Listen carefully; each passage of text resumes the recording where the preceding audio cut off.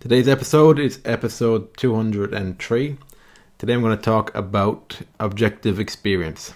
So today I am going to mention some points, talk around some points about objective experience. In the last episode I talked about subjective experience, and on today's episode I'm going to talk about objective experience. So with objective experience, the main thing I'm describing here in this episode is living in the world as an object. So in subjective experience, it's more from the point of view of first person perspective, your experience with life, how you're viewing things, how you're interacting with the world. This episode though is more about being an object in the world. So that's more in terms of how other people view you. It sounds very dehumanizing to think about it this way. I think subject and object are a big thing in philosophy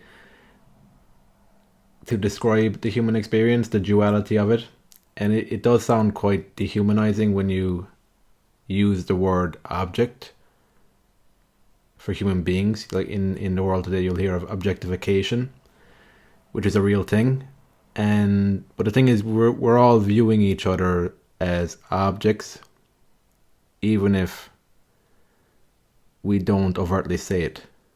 I think when you have more of an intimate relationship with someone, that you know them quite well, there's less of a feeling of being perceived as an object in it because they understand more of the detail to your life. There's less of a tendency to generalize you. But in general, world today, it is how we survive, I guess, in big societies, big numbers of people. There are concepts that help us to generalize things, and as a result, we have this subject-object duality. So the first point I want to talk about is things. So objects as things. So this is living in the world, in the capitalist world, and wanting to get on well in life and to have a decent standard of living, but not getting consumed in it. That's the balancing act here, the fine balancing act. Over the years, I've noticed in psychological and personal development type of communities, there sometimes can be a tendency, I think the term was spiritual bypassing, where you fixate so much on your spirituality and your consciousness and the non-material world that starts to consume you to the extent that you don't even see the quality of your life suffering as you focus less attention on objective experience, living in the world of objects. So there's a balancing act here that I've been trying to navigate, like any other person, over the years. I think there's another thing that used to kind of get me, and it still does to some extent, but it was this idea of self-service, self-sacrifice that put other people's needs and desires above my own. I didn't know what I was getting from that, but what I was getting from that was just always a sense of being a good person. It felt moralistic until I started. I don't think I consciously worked on that, but I think it's been over the years as I've been doing things that don't make sense to a lot of people. It's forced me to not do things for other people. And in doing that, I noticed how much of me feeling like a good person was intertwined with that. So I would have noticed that, especially when I started the Happy Mindset, and my focus was so much on other people and improving their lives and giving them the tools and giving them the tools in terms of thinking to help them improve their lives. My focus was very much like that at the start. But then, as I realized that a lot of people weren't listening, or it was hard to find people who were interested, I suppose it forced me to realize that the real transformation anyway is transforming myself. And whoever's interested, they'll find me after a while. But the primary thing is to transform my own life. And this has been part of it. It's been focusing on the things in the world, giving them enough focus and attention that I can still have a decent quality of life, and at the same time not be consumed in it, having this perspective that there's more to life than just this objective world of objects. So the next part I want to talk about is the canvas. So this is a metaphor that you've probably heard before. I'm going to give my own type of take on it. So first off, you've got subjective experience. This is when you're a blank canvas. You can think about this when you come into the world as a baby. You've got no concepts in your mind that filters your experience of life. So that's the blank canvas. Then you've got the objects. So again, come back to the canvas. The canvas is already painted by society and the environment you're being brought into. And that consists of the objects that you see on the canvas. Then the goal here with the balance between subjective and objective experience is to not get lost in objective experience and forget the fact that you started life as a blank canvas. It's combining both. So I suppose I'll just take my own life experience. So I only really started to realize the importance of subjective experience in my early 20s. I kind of little bits of awareness before that, but not to the extent that I knew there was something more profound to the subjective experience. So in my life there, I lived a vast portion of my life on the surface of the canvas in objective experience until I realized there's something deeper to it. There's a subjective experience. And then as I move forward, it's combining both. So subjective experience is blank. It's nothingness. It's space. It's the moments where you feel connected to something that has just a sense of calmness to it. That's the way I would describe it.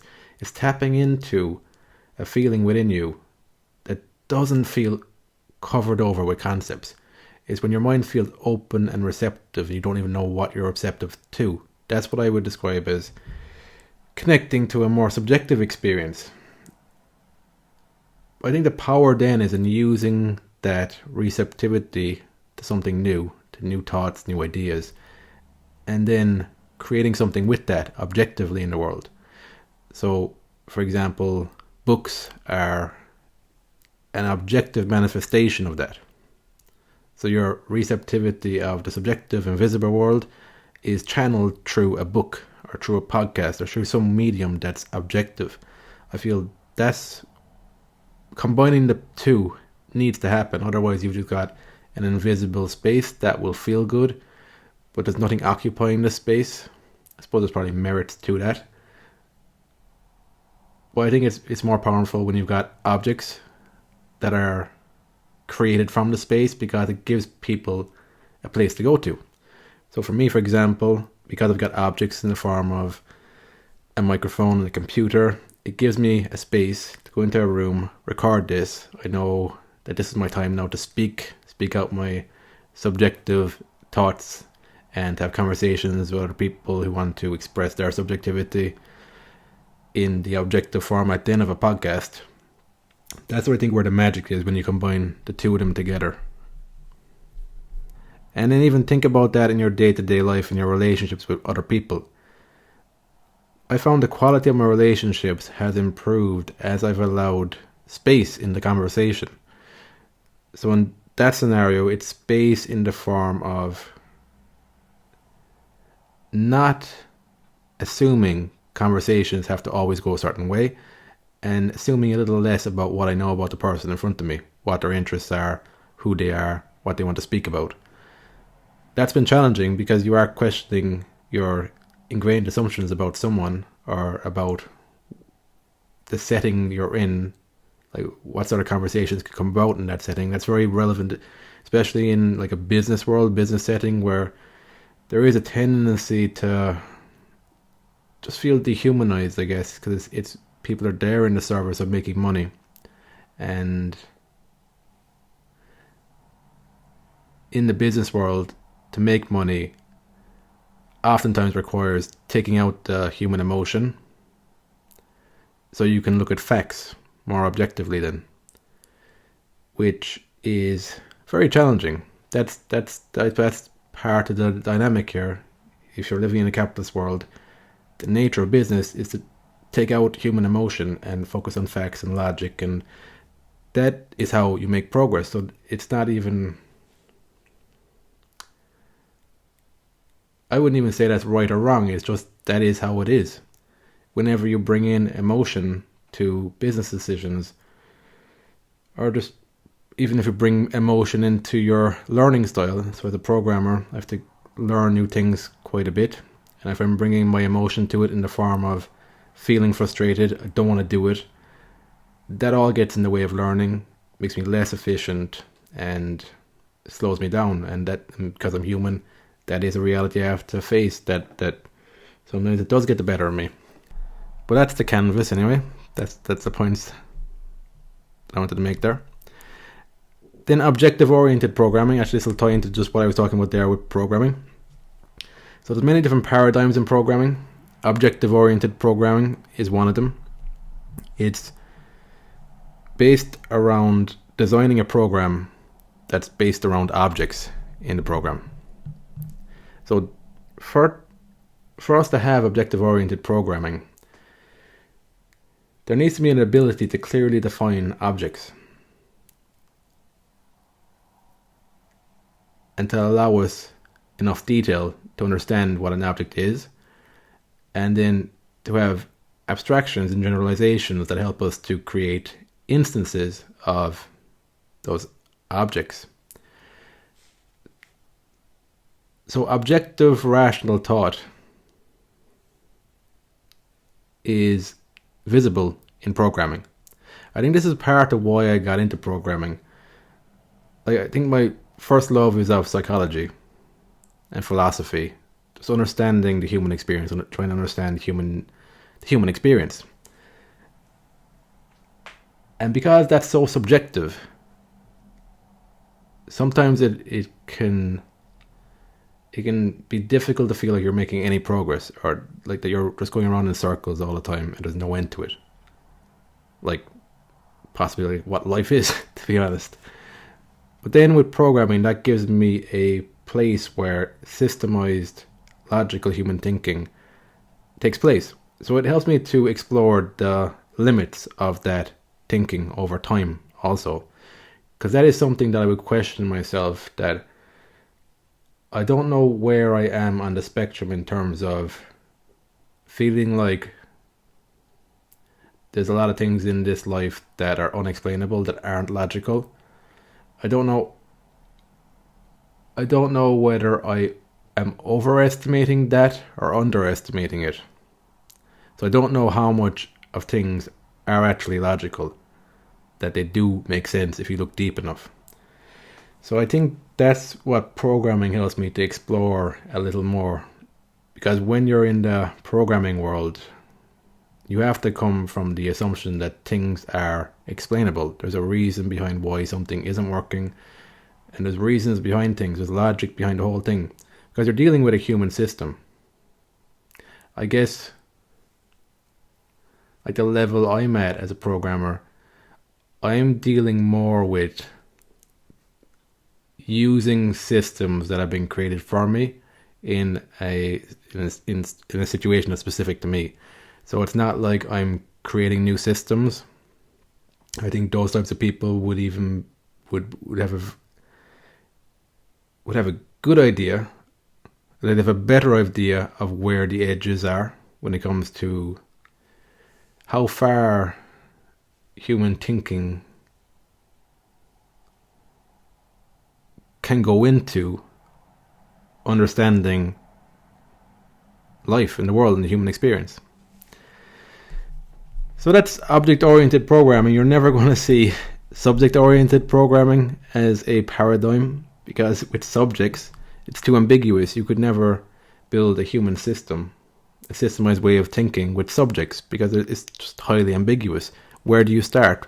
The whole purpose there with objects is to be able to have a blueprint, to have some sort of logic, clearly defined behaviors and variables and different things you will see in programming.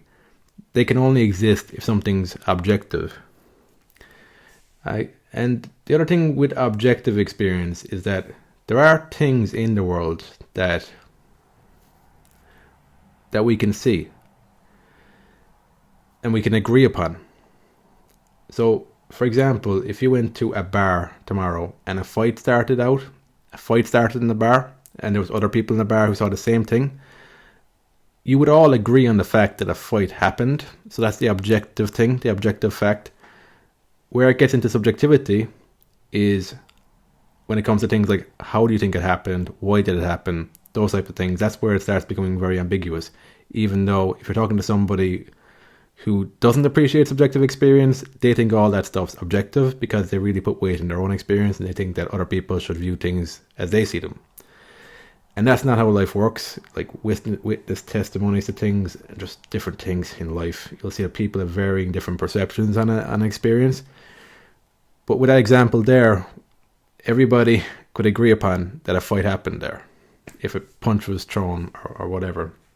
It's that's the objective thing. And that's the balancing act in society. There are things that are real and objective in society. I think it's a matter of how much are you overestimating the things that are objective and how much are you overestimating it and to what degree, or are you underestimating it and to what degree? That's the exploration process, I think. And the last thing I want to talk about is the arbitrary side of objective experience. So when people talk about objectivity and facts and all this, it can give you the perception that it's concrete, that objectivity is a concrete reality that can't be argued with. And I would argue that there's an element of truth to that, like I just described with the bar fight. There's something happened and we can all agree upon that we can categorize it as a fight, but there's a lot of variables around it that we can't agree upon, because in order for us to agree upon that, we would have to have we'd have to all have complete information on how that event happened, and that's not going to happen in the real world. So the arbitrary side of objective experience. So I'll just tie this back to living in a world where the reality is that people will view you as an object in terms of they'll categorize who you are. Are you male? Do you like football? Do you exercise? Do you watch video games? Those types of things. When somebody finds out things like this about you, they'll have a certain way of looking at you, a certain objective way of looking at you that doesn't take account of all the other details and nuances to your life. A good example of this is that if you were, so none of us that I'm aware of consciously chose the place we were born or the environment we were brought into. Maybe we chose it in a different dimension, a different life, but in this life, I haven't met a person who was consciously aware before they were born that they chose this environment. So this is where the arbitrary thing comes in here. So you didn't choose where you were born, the environment you grew up in, and all these things shaped how you thought of yourself because you were an object in that environment. So if you grew up in an environment that didn't value the things that your true personality does value, then it will have an influence on how you view yourself. So you could be somebody who's got a big interest in books, big interest in travel, big interest in languages. I'm kind of describing myself at this stage. You have all these interests. You could grow up in an environment where you didn't know anyone who shared those interests in a deep way that you could actually have conversations with them. Then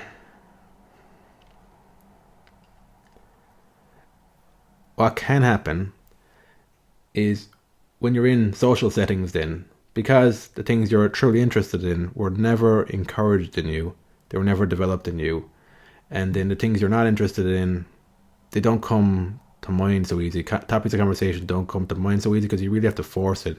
It feels weird. It feels kind of stunted. You could start internalizing the idea that you're just a quiet person, because when you're in social settings and people are talking about other things that you're not really interested in, but you have to try and force yourself to ask questions about, or you could start internalizing the idea that you're just a quiet person. You're socially awkward. You don't can't talk to people that easily. And that might not be true at all. You might actually be a very good conversationalist. You might have a lot to say. You might be a great listener.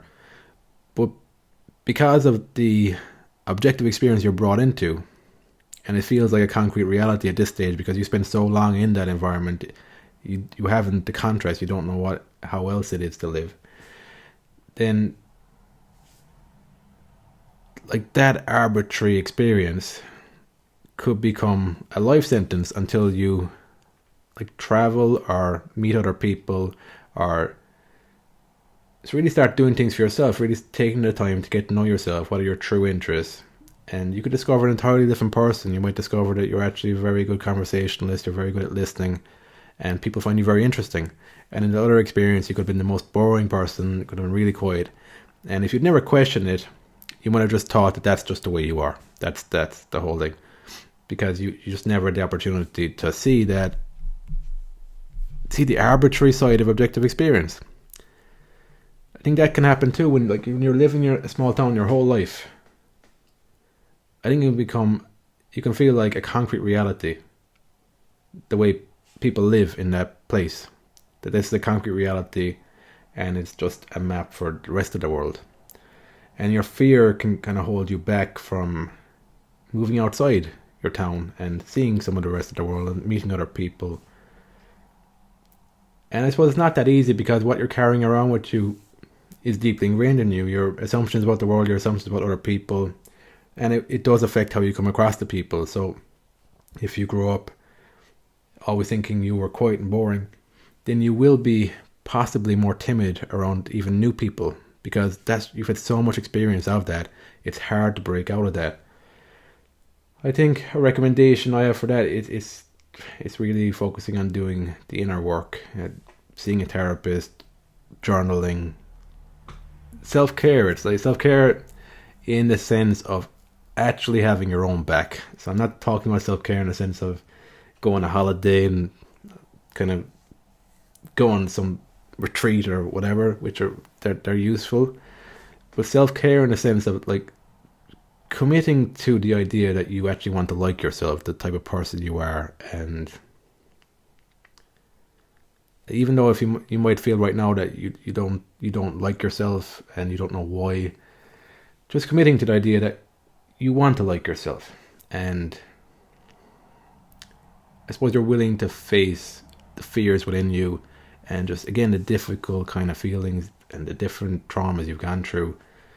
I think that's what can wake you up then to the arbitrary side of objective experience, because as you do inner work on yourself, show up a bit more honestly in your life, then this objective experience, this arbitrary objective experience, you start to gradually see it for what it is.